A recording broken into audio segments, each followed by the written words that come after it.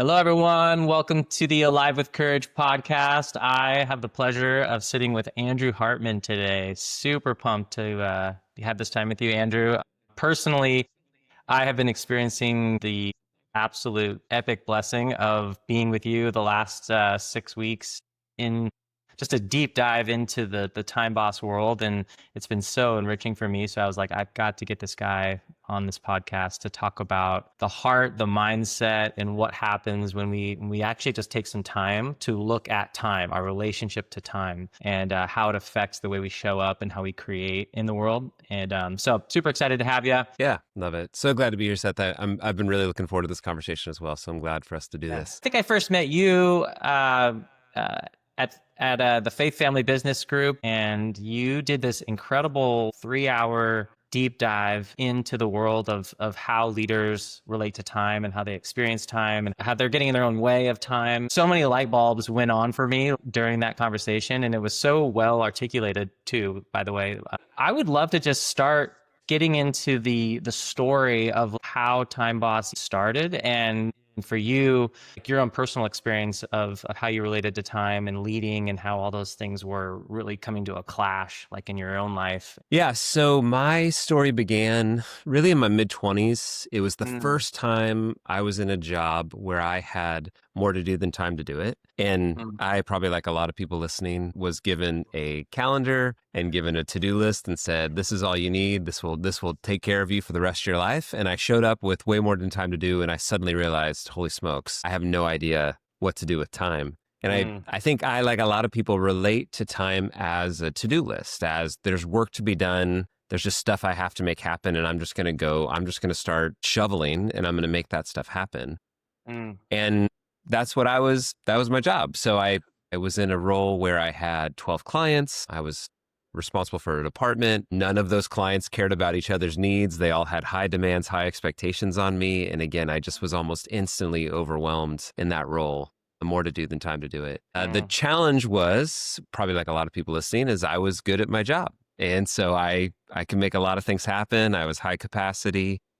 I realized that if I would just grind, then I would get great results and I would get rewarded for that. And I was getting promoted and compensation increases and leadership increases. And the tragedy of being good at making things happen is people bring you more things to make happen. They put more on your plate because you are a kind of person that can make those things happen. And it feels good. You know, we get a payoff for that, right? Like we feel like, oh man, I'm valuable. Look at these people. Look how full my inbox is. Look at these people asking me for more projects. But when your relationship with time is sideways and you have no sense of what your actual capacity is, I mean, really, I was burying myself, and it started to have an impact on my health. I started to experience like extreme stress, almost like hot flashes.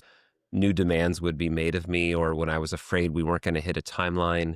And I almost felt, Seth, like my senses were cooking. It was wild. And eventually, so I'd wake up, this would happen in the middle of the night. I'd wake up, subconscious screaming at me, don't forget this, don't forget this. I'd wake up with a hot flash. I'd have a Post-it note next to my bed just to like write things down in the middle of the night because I didn't want to forget it, and then I wake up in the morning and I look at my Post-it note and it was chicken scratch. Like I even solved a problem, right? But at least it helped me go back to sleep. Eventually, I shared this story with you. Eventually, those hot flashes led to me literally cooking my senses. I lost my sense of smell for 6 months. And this was a decade before COVID. And 3 months into that, I didn't know if it was going to come back. I just thought I was broken. Tragically, like it didn't change my behavior because I didn't know what else to do. Like my only solution for making things happen was grind. I just had to get to the bottom of that to-do list. That was the only way I was going to feel relief. And again, tragically, and you know this, we've talked about this a lot, our to-do lists are absolutely infinite. The average person has 121 items on their to-do list all the time. And that's the to-do list in their head, in their to-do app, on their Post-it notes that are around the room right now in front of them, on the open browser tabs that they leave open in their browser. It's just these open loops that we feel responsible for. And that was me. I didn't know what to do. So if stress hangs around long enough, it really impacts our health. I've heard irritable bowel syndrome, Yesterday, I was talking to a guy who had extreme digestive issues where he could only have chicken and rice. That was the only thing he could eat because he had to restore his gut health. And his doctor said it was because of stress. I had a client earlier this year who, prior to us working together, he had Bell's palsy where half of his face essentially went numb, was paralyzed as a function of stress. And you'll hear hypertension, you'll hear all these things. And again, it's our body, yellow flashing lights, our body saying something needs to be different. This is not working. We cannot operate with this much stress for this long a time. But again, I just was there just were so many rewards for operating that way. I was getting attaboys. I was experiencing success. I loved feeling valuable to the people around me. I was obviously drawing identity from being busy and feeling like people needed me. And I really didn't want to disappoint them either. I wanted to rise to the expectations that they had of me. So it was impacting my health. I kept getting promoted. I moved into early stage software startups, venture funded startups, which are incredibly high expectations, short runways. I mean, that 121 items on my to-do list probably doubled in those environments. And I was promoted in those environments. I ended up being COO of those type of environments, all while dealing with this. We were having kids at the time.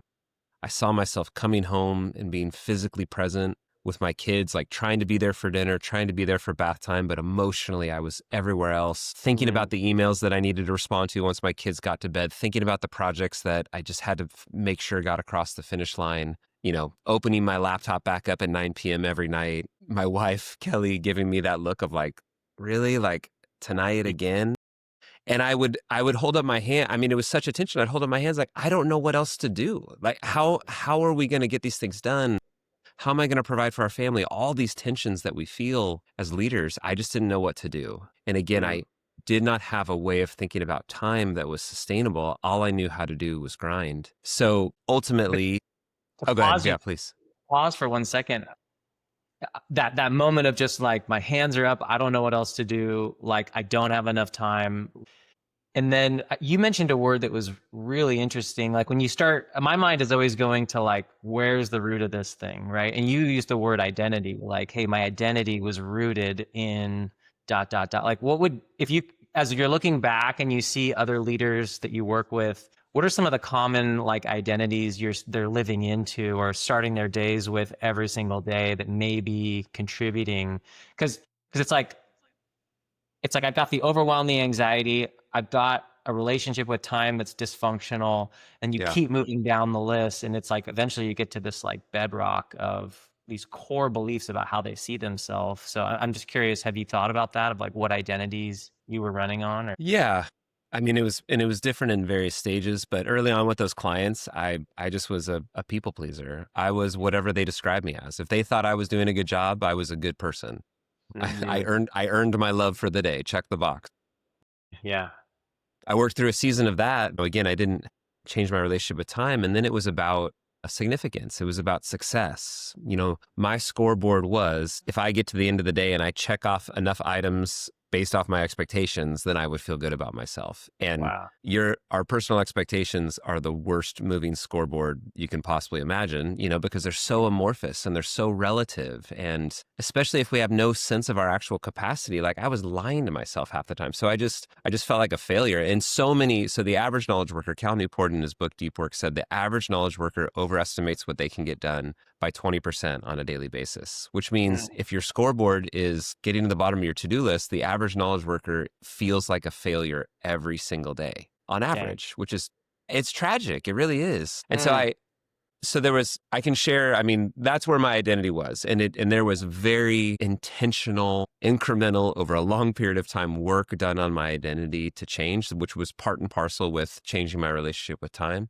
And I'm happy to share more about that as we move forward. But that, to answer your question, Seth, that's really where I was. It first was, I am what these people describe me as. So I'm only as good as how they feel about me. And then it became, I'm only as good as the work that I do or the significant things that I feel like I accomplish. Yeah. And again, sometimes I would win that scoreboard and I would feel like a hero. And often I felt like I wasn't going fast enough, which led to this kind of eternal grind that I was stuck in.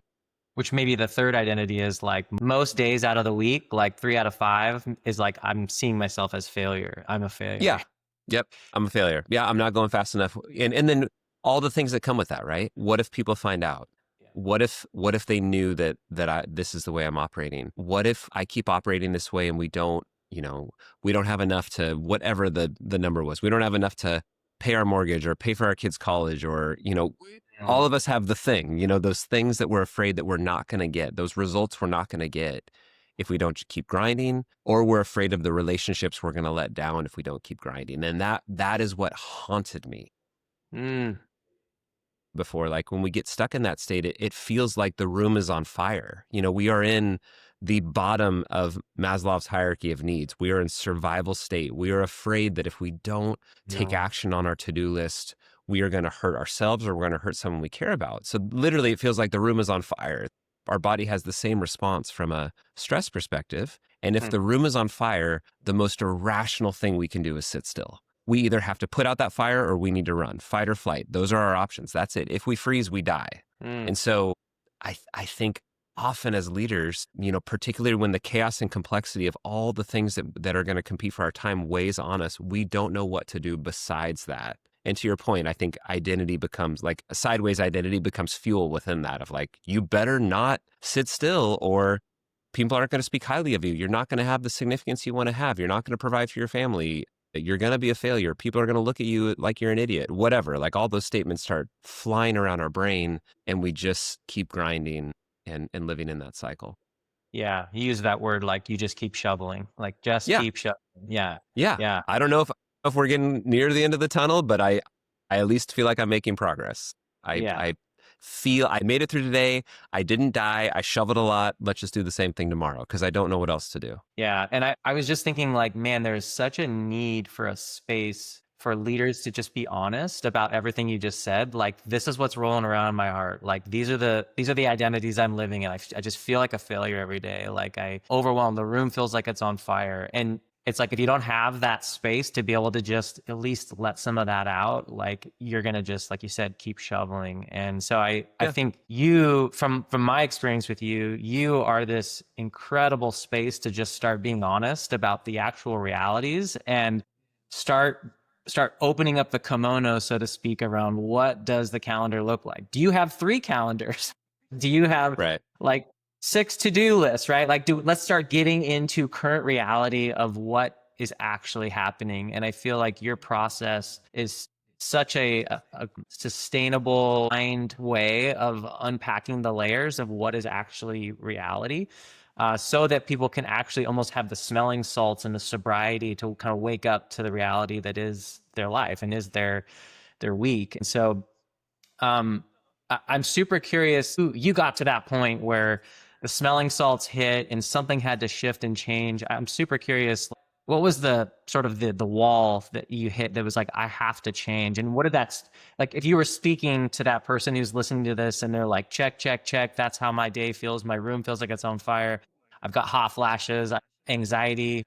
I feel like more of a failure than like a victory most weeks. Like, if you were speaking to that person, that leader, I'm really curious, what's the jump that needs to happen, or that shift, that maybe that first step or that jump that might need to happen for them to really do something different or have a change there? Yeah, I appreciate that question. So I'll answer it 2 ways. For me, I absolutely burnt out, like hit the wall.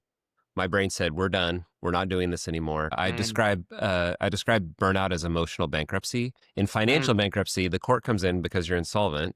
You don't have enough cash to continue to operate. And the court reorganizes your debts to make you solvent so you can continue operations. And I think that burnout is our body taking over. It's the amygdala saying, you idiot, you obviously don't have the executive function to do this in a sustainable fashion. I'm going to shut this thing down so that you at least try something different. You at least feel like you have a good reason to at least reorganize yourself and let's just do this some way differently. Whatever we're doing right now is not working. So that was me. So I will, to anyone listening, it's terrible. It's bad for everyone. It was absolutely my fault. It was no one else's fault. Burnout is a self-inflicted wound, and we can talk about all the reasons why. And I work really hard because of me experiencing it that way to try to help people change before they fall off a cliff like I did. And so for me, Seth, that's why I changed. To your question of what would I say to someone that's resonating with what I described that maybe hasn't burnt out yet, where they haven't hit that red line where their brain gives up on them and declares bankruptcy. I would say what is critical for you is to expand your context. If you're listening and you feel this way, you are living in a day-to-day relationship with your relationship with time, meaning you're getting through today, you're not dying, and so you just assume we might as well just do it tomorrow because at least I feel like I'm making progress. What you have to do is you must expand your context. You are betting consistently on your present self. What I would encourage you to do is to expand your context to 6 weeks from now, 6 months from now, and say, what do I hope for that person? If I felt this way every single day for the next 6 months, is that okay? Often we dramatically overemphasize our present self because our present self keeps not dying, right? It's not that bad, so I'm just going to keep going. But I think if we really envision our future self and we think of that person as a real human that is going to be here so soon and is going to be absolutely subservient to whatever decisions we make on their behalf, I think that's when we start to change and we start to say, no, I don't want him to live this way. If there was a way that I could be successful and get the results that I wanted in these areas that I care about and not feel overwhelmed like this, I would absolutely want to do the work on behalf of that person. So what I am asking people to do is to start making incremental changes. And you experience this, Seth. Let's start making incremental changes in service of that future self where we will be incrementally better tomorrow and incrementally better next week so that we can be exponentially different 6 months from now, knowing that these tiny little changes are going to exponentially build on themselves. But we have to be locked in on that future version of us. Because if we're just optimizing for today, we're going to get through today. We're going to check off a bunch of boxes. We're going to feel like we made progress. It's going to hurt like hell. And we're just going to do it again tomorrow. So I just think we have to spread out our context and understand that over a broad perspective, we are experiencing significant stress that is bad for our health, bad for our relationships. And we know, and you and I have talked about this a lot, Seth, you also just get worse results. People do not realize that they are actually delivering much poorer work in any area of their life that they care about when they are operating under that level of stress. They are cognitively overloaded. You are making poorer decisions. You are not seeking best practices. You are not collaborating. You are not getting others involved with your work. Stress is driving you to make very deliberate, very specific decisions because you're just trying to survive. You're just trying to put the fire out. And so not only is it terrible for you personally, it's actually terrible for the thing you want to contribute to. And that, again, is where I think when we expand out to that version of us in the future, we start making different decisions. It's a different paradigm to make decisions under versus I'm just going to survive today, which is where a lot of people end up being when they're so stressed out. Yeah. And that paradigm to me, if we could put a broad classification over it, is like I'm leading from the place of fear, from the worldview of fear. Like, yes. And when you live in fear, the brain starts shutting down, as you said, the creative capacities start shutting down. It all starts going into survival mode. If you're waking up every day, going about your calling from a place of fear, it's such a reduced picture of the fullness of your imago Dei and who you're made to be and what you're made to create. And you're right. Yeah. Your relationships suffer, you suffer, the output suffers. It's really, I just think of the word, it's almost like insidious, like how reduced your life and your impact can be when living under the voice of fear. Like if you're living under, I'm a failure, I'm overwhelmed, or I don't have enough, like it all just gets so small, so quick. Yeah, well said. So yeah, I mean, yeah. So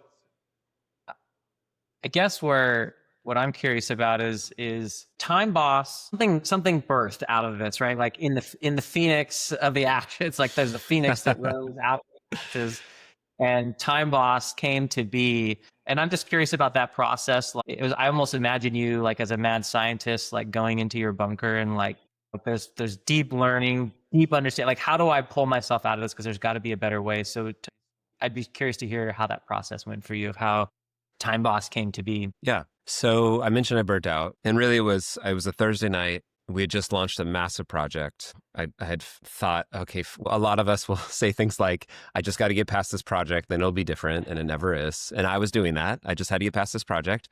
It's a Thursday night. The project's done. I'm on my computer. So obviously I didn't change anything. And client emails with one additional request, one of our major clients. And my brain snapped and called up my CEO and said, I can't do it. I got to take a step back. This isn't working. And again, like I said, I put everyone at risk. I put my health at risk. I put my family at risk. I was a sole provider at that time. I put my CEO at risk, who had invested so much into me, our clients at risk, our team at risk. I put everybody at risk. And again, it was a self-inflicted wound. I am 100% responsible for my life. And it was choices I was making or choices I was abdicating to not change. So in the midst of that, a couple of really powerful shifts. One was the verse from the Bible came to me that be anxious for nothing, but with prayer and supplication, submit your requests to the Lord, which is really just a like, Lord, I'm opening my hands to you. I trust that you can care for these. I don't have to be the one to hold these. And the peace that passes understanding will guard our hearts in Christ Jesus. That's what that verse says. And I read that and I thought, I am experiencing zero peace. Like there is no peace in my life. I'm experiencing stress. And for me, the way I really took that verse is, man, I need to make stress a spiritual issue. And that was my red line. And people can redline for all kinds of reasons. They can redline because they want their health to be different or because, they're not going to be able to make payroll or whatever. All kinds of reasons happen. For me, it was ultimately a spiritual issue of I have got to make stress a spiritual issue for me. And looking at that verse, I just kind of looked at that verse as a nice suggestion from the God of the universe up until that point. And I think in retrospect, looking back at it, it is a framework. When you experience anxiety, bring it to me and you get peace. And so there was a real opening of my hands to the Lord of my identity needed to shift like we talked about. And so two things were at work. One was this mad scientist experimentation, as you described. And I'll talk about that, what I did to kind of solve the problem functionally. And the other was an identity shift of on a daily basis, I would start the day writing out my identity. I am fully loved by God. I am lacking nothing. I am his son. He calls me his own. And I would start the day in the black, right? I didn't have to, what I was trying to shift was, I am not going to go earn my identity today. I'm going to start this day fully loved, lacking nothing. And here's the hard part about identity change. And you know this, Seth. I mean, this is why your work is so important. That is not a light switch we flip. Because when I would write down that identity, I didn't believe it. It was a lie. I had lived into a fully different identity from decades of decisions I was making. And so I had to live my way out of it, but I at least had to set my mental framework of this is my true identity, whether I believe this or not. And I would have an alarm at 10 a.m. and 2 p.m. every day to step outside and remind myself of that identity. And when a client would call and I would suddenly feel this stress and fear rise up, I would say to myself, what would someone that is fully loved, lacking nothing do in this situation? They would pick up that phone and they would be loving and helpful to that person. And it just was this like ground game knife fight identity change process. Truly. I mean, that's what it is. We don't like it, right? What we don't like is we think, gosh, I met Jesus or I'm getting coached and I believe what this coach is saying to me yes, my identity should be this. And then we keep feeling like it's not. And so we think it's not working. But the reality is we have to start creating evidence for ourselves that it's actually true. And I just had to practice that identity and see that it was actually true. So identity change was absolutely at work. And then very functionally, I did become the mad scientist. I was a product person in early stage startups. I knew how to build things for customers. I made myself the customer. And the criteria was, I have got to figure out a way to manage my time where I can continue to contribute at a level that I want to contribute, that I feel called to even. And I have to do it without overwhelm. I have to do it without distress and anxiety and risk of burnout. So and I wasn't trying to build Time Boss. I wasn't trying to ultimately help you, Seth. I wasn't trying to ultimately help me. I was very functionally trying to save myself, right? I would have told you at that point, my adventure was going to be in early stage startups until I ride that into the sunset. And so every week I would make tiny tweaks, and I would run it. And I would ask the question, okay, did I get the results that I wanted? Did I do it without overwhelm? I'd run it and I'd get crazy overwhelmed by all these incoming requests and I'd be like, okay, great. Obviously incoming requests are going to constantly hit me. What do I do with those? Where do I put those so they don't keep stressing me out? And I'd make a tweak. And then it was hundreds of iterations. But ultimately I had a Monday where I woke up and I didn't have the pit in my stomach. And I'd done a lot of identity work. And at 8 a.m., I had something on my calendar that said, this is what we're focused on. And stuff started coming at me because we can't stop the chaos. The chaos is always going to be there. But I knew where to put the chaos. And I had actually budgeted into my day to deal with that chaos later on so I could stay focused. And there just was this real moment, Seth, of like, oh my gosh, it worked, and it was incredible. And I started getting incredible results, and I started in this extreme peace, and people started noticing and asking questions about it. And I told my team, I'm like, guys, you have got to run this way because you cannot mess this up for me. Like, we're doing this together. And it created peace and freedom for them. And they started getting incredible results.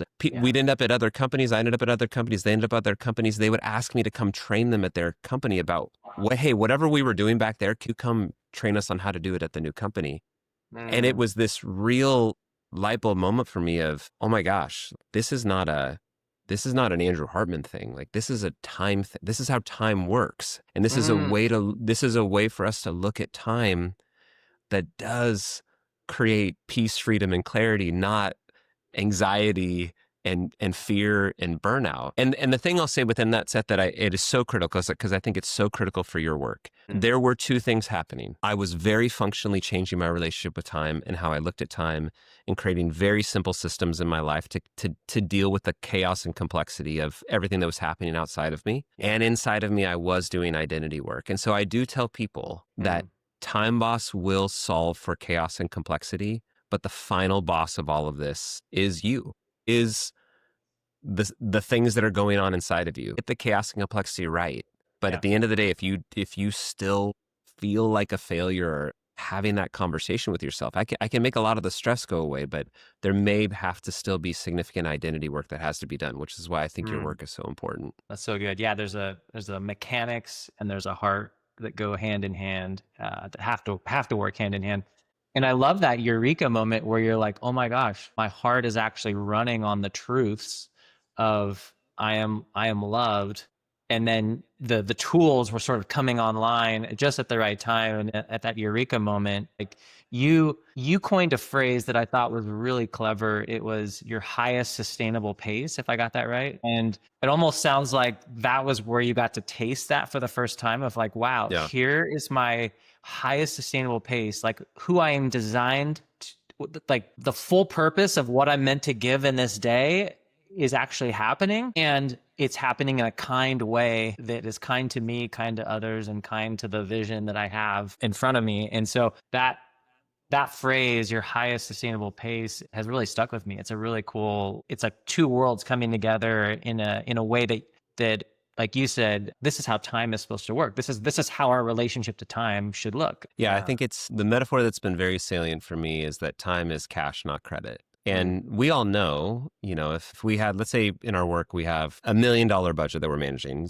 Some could have, hundreds of times more than that. Some could have much less. But let's say we have $1 million, and we want to deploy that capital towards whatever's going to most move the needle for the goals that we have. We understand that as a finite amount of money. We only have $1 million. We don't have 1.5, 2 million, we have $1 million, but we don't treat our time that way. And so for me, like, what I realized, like, there were just some fundamental rules of time of all the tasks on my list need time. And if I treat that like a currency, and I can iteratively over time get good at like understanding how much time things take. And as you know, Seth, in Time Boss, we build in healthy buffer to deal with the fact that we can't perfectly predict things. Yeah. But what I realized was there is a maximum output to that. There is a high sustainable pace for me. Just like a distance runner understands that if they want to get the best time in a marathon, it's not a sprint and it's certainly not a walk. It's they have work to find what is that highest pace that I can maintain over the duration of this race. And that's what I was after. Again, that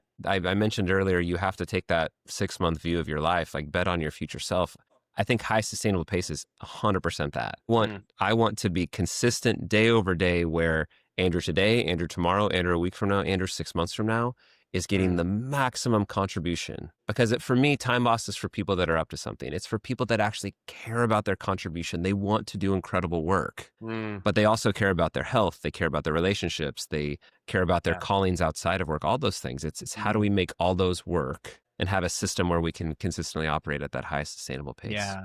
And probably the easiest way to reconcile that is just to say, well, I can either have health or I can have money. We get into this either or. Either I can have a rocking career or a rocking family. We get into these either or mindsets, and it sounds like you're like, no, that's a lie. There is a highest sustainable pace where we can hold both of these two values that you have and figure out a way to. Yeah. Like I've found for me, Seth, like through much experimentation, that about, Yeah. at least at this stage of my life, I can give about 50 hours to what I would call income generating activities, like things that are, it's mostly time boss at this point. And beyond that, it's diminishing returns. It's robbing time from relationships, from ministries I'm involved with in my church, from my friends, from other things that I don't want to give more than that. And again, I see it as diminishing returns. I'm just not at my best. I'm just shoveling faster. Yeah. And what's powerful about that is I have, like with Time Boss, I have big visions for, I want to help so many people with this, which means I have to think it's no longer duplication, it's multiplication, right? I have to think like Dr. Benjamin Hardy talks about, X is easier than 2X. I could double Time Boss by working twice as much. Like that's certainly an option. But by me constraining to what I know where I will be running at my high sustainable pace, it actually drives my creativity to figure out how do we multiply this contribution without me multiplying the time of my life. Well, with me maintaining my health and maintaining my relationships and being invested in my community and all the things I feel called to, that constraint actually drives my creativity versus I'm just going to shovel faster and work 70, 80, 90 hours where I know it's not sustainable for me. I know it's going to be bad for me, but at least I'll be getting more. The constraint actually drives creativity that I think is really powerful for us as contributors, as people that want to make incredible change in the world. That constraints drives powerful decision making. I love that. So like, give us a sense for what the Time Boss offering is. Like, how do people enter into this? What are the entry points and the experience? What does that look like? Yeah, I think if anyone's listening and this is compelling for them and they want to see a vision for it, I would encourage them. We have a 90-minute masterclass that is the entire framework. Like I don't hold anything back. I'm a believer that information is free. It's very similar to the workshop you experienced, Seth. Like I want people to have that. Like I'm a believer in that. And if people need help with implementation, then Time Boss has additional ways that we can support people. We have a digital course that really handholds you through the process, gives you all the tools and templates. It includes 2 weeks of coaching in our digital community to help you work through friction. So that's kind of the next level for people that need a little bit of help with implementation. Then there's the 6-week coaching group that you're in, Seth, for the next level of implementation where you're getting one-on-one coaching from me, you're getting group coaching with the rest of the group, and you're over the course of 6 weeks, we're really working hard to work through the friction of change because it's just hard. Yeah. We do one-on-one coaching for people that I call it disarming the bomb, where they have to keep delivering results. Like they are on the hook for big things, but they have to change out the back end of the process. And that's where I come in and I do one-on-one with people to really help them. And that often is just executive coaching in general is what that turns into. That's cool. And then we work with teams. We do workshops like the one you experienced where we train entire teams. We do coaching groups with leadership and management teams to help them adopt this framework together. It's hard, for you, Seth, a great example. Like imagine if you were on a team of 15 and you go through Time Boss and you go back to that team. I joke that you're like a missionary in the foreign land at that point, right? Because you have to help them understand. You have to retrain all those relationships. And you can absolutely do it. I did it. People do it all the time. But it's so much easier when we all agree, like, okay, this is our common knowledge of time. This is how we are going to approach time. And that's really my long-term passion, Seth, is I actually believe what I've stumbled upon are not my own creations. I think this is eternal wisdom from God. This is just how time works. And I believe it could be the common knowledge of time for the new era of the infinite workday, always on, everything is infinite. It's a response to that I think these are simple mental models. And I see it with my kids. My daughter is a time boss as a 17-year-old. She knows, okay, I need to get these things out of my head and onto paper. I need to break them down in their priority order. I need to think about how am I actually going to get that work done. I need to map it into my calendar into actual spots where I'm being honest with myself about how much time it's going to take. I need to have whirlwind or what we call or buffer in my calendar to deal with uncertainty. And I need to emotionally work through all the things that don't fit so that they don't haunt me. Like Emma knows how to do that, and it works. And she's not going to have to go on the grind first to come back and learn these mental models later. She just gets to benefit it from a 17-year-old on of this is just how time works. Why? Of course I'm going to manage this way. Why wouldn't I manage this way? that is my ultimate passion and vision, where you can learn it and you go back to a team where 6 or 7 people are already doing it because they're like, duh, why wouldn't we manage our time? This is how time works. Why wouldn't we manage our time this way? And we all benefit collectively from just thinking differently about time. That is my ultimate heart and vision. Gosh, so good. Yeah, this is how God designed us to relate to time. Yeah, We've 100%. Yeah, I mean it's insane. Like, yeah, the fruit that starts coming from that for people that choose to step into a new way of seeing time. And I was even thinking too of that workplace scenario where you have, say, 15 employees, and how much it gums up the system for complaints to be running like, I don't have enough time, I'm overwhelmed, I'm so stressed. I mean, the amount of hard drive space that it takes to really run the emotional output to just manage all of that is so massive. And then as a leader, you're actually overwhelmed because how are you going to be responsible for saving 15 of your team members that are literally drowning? You literally can't do it. You can't send a lifeguard out to go send 15, save 15 people in big surf, right? It's like there has to be a team. There's got to be a boat that comes. I mean, there's all these support systems that have to come in. And I think, what I've experienced in your system is it's really this like ground up. We've got to start changing our relationship to time. We have to have that identity conversation in order to get you running in an identity that's actually true and love based rather than fear based, because the whole system, when you see it all implemented, it is a gift of love to yourself. Like, it's actually seeing yourself as a loved individual and you're being kind to yourself by creating the buffers and creating space. It's just your calendar is actually very kind to you versus very mean to you and telling you you're a failure. Right. So I think it'd be cool just to hear,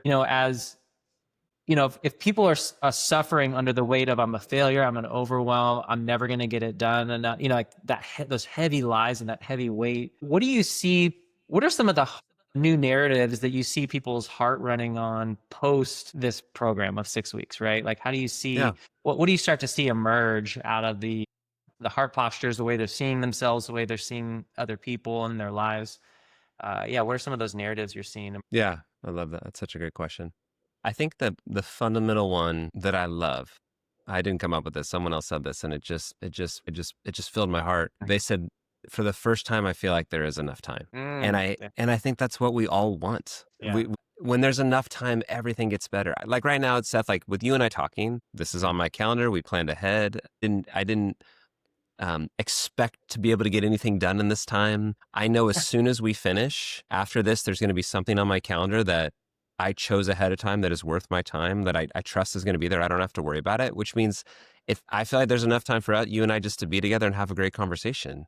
So to me, that is the first most powerful mental model, is there is enough time. And when we actually believe that, I think everything gets better. And that flows to all kinds of things. Again, if you think about, I talked about Maslow's hierarchy of needs, operating at the bottom, survival. When there's not enough time, we're going to stay there. And then as we feel like there is enough time, it's just like any resource. There is enough shelter, there is enough food, there is enough money. It's like the business owner that is afraid they can't make payroll. Until they can make payroll, they are going to spin and churn and try to figure that out. And once they feel like they can make payroll, now they can think about other things within the business. It's the very same when we feel like there is enough time. So I think that's a really significant one. I think people come out with this sense of agency of, oh my gosh, like I can decide, like if I want to work 50 hours a week, if that's where I want to cap it, like, okay, I have the strategies to do that now. If I want to improve my relationship with my kids, I get it. That's going to cost time. And where's that time going to come from? And okay, I'm going to put it here. And here's how I'm going to approach that. There's just this real sense of agency of life is no longer happening to me. And again, like this is where I say, like the final boss is you. Like we can solve all these things, but if you haven't done the identity work, like there's still going to be that gnawing, that pit in your stomach. Now you will operate differently. It's not dissimilar to we can have all the money in the world and still have a cratered identity inside of us. Yeah. But having that money does solve a lot of problems. It is the same with time. Feeling like there's enough time will solve a lot of problems, but you do ultimately have to work on that identity work. I think in a lot of ways, Seth, when I think about Time Boss, I think I'm supporting one of two people. I am supporting people that have done the identity work and are buried by chaos and complexity. And when I help them think differently about time, it's like opening up the bear trap they didn't know was on their leg. And they are free to go do incredible things in their Mm, work, in their family, other places, but they've done the work on their identity already. Now there are others who go through time loss, and we do the very same thing, and we quiet the complexity and the chaos, and mm, they suddenly realize that was part of the problem, but mm. there's something else going on inside of me that I have to deal with, and that is very real. And really, very candidly, that is where time loss stops. I have not extended time loss to move into those type of frontiers. Mm. At that point, you are the type of person that I would be pointing people towards, because that is a whole nother level of significant work that's required. Like I mentioned, it was a knife fight for me. It was a Yeah. lot of work over a long period of time to change my identity. And so Mm. again, I think as people come out of time loss, they really are on one of two tracks. Either their identity's good and they take off like a rocket, or their identity needs work, and that's the next place for them to focus. Yeah, that's so good.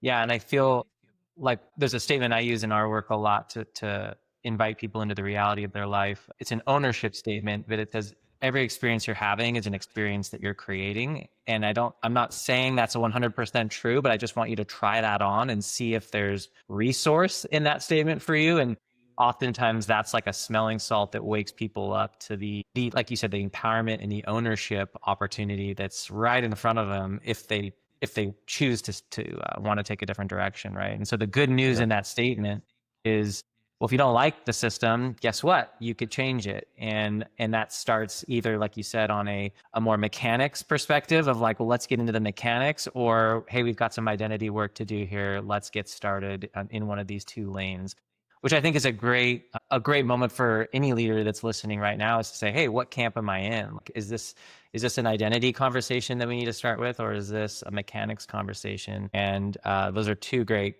trailheads to be starting from Yeah, to get into absolutely. this. Yeah, Yeah. that's great. One other thing, I was thinking back around some of the tool sets and the toolboxes that are within Time Boss that have been really impactful for me. One of them is this idea of having a commitment plan for everything on your to-do list. And I know there's nitty-gritty in that, but at a high level, what I experienced tremendously, especially when you're that leader who's, trying to disassemble the bomb, like as you said, while trying to make changes in the midst of just the everyday onslaught of life. That one principle has allowed me to shut my laptop at night and know that I can go be with my family at dinner and not have that malaise where I'm staring at the wall and not listening to anybody speak. I totally get that. But this idea of a commitment plan, or in my work, I tend to talk about it as integrity, like the integrity of your word. Like, does your word work? So when you say you're going to do something, do you have a commitment plan for it? And do you actually do it? And I've noticed like there's such an alignment that happens when you can start aligning your word with your action. And if for some reason you get off and it doesn't work for that day and you don't do the thing you said you would do, at the end of the day, you have the daily review process where you can realign your word, go again with a new commitment plan, and start Thursday or start Friday fresh with that new commitment plan. And for me, man, that has been the gold of the process, is just like, oh wow, my word has a home. And I know where that home is, and I know when I will get to that specific piece that I put my word to. And I can rest. My mind doesn't have the cognitive dissonance of trying to hold on to this thing and trying to remember all these things. And so to me, that's a, like, I often think of it like when my word is aligned with my action, it's like riding a bike with pumped up tires and a chain, Yeah. and it's working well. But when my word is not aligned to my action, I can feel the heaviness. It's like my tires have deflated, the chain keeps falling off, and it's the most hellish bike ride ever, because it's such a horrible bike ride, because the workability of my bike, or of my word in this analogy, isn't working. It's the integrity is off on the wholeness of that bike or my word. And so for me, man, that's been the hugest gift, is it's really a self-care tool. Like I pay attention to my word, because my word is what I create with. Everything that we create starts with our word. Like, I'm going to create a new desk. I'm going to create an operating system or a technology like you were doing. And if our word doesn't work, it really significantly reduces our creative capacity and what we can actually produce. And Right. which then really kills that creator spirit in us, where we're like, I guess I'm not that good of a creator. I guess I'm not, and all the lies start flooding in and all the false identities start, taking root and getting on the mic louder than what's true. And so, yeah, I just want to thank you. Like that one Mm, principle, it has been so life-giving to me. I don't know. Have you mm. seen that pop for others as well in your work? Yeah. Yeah.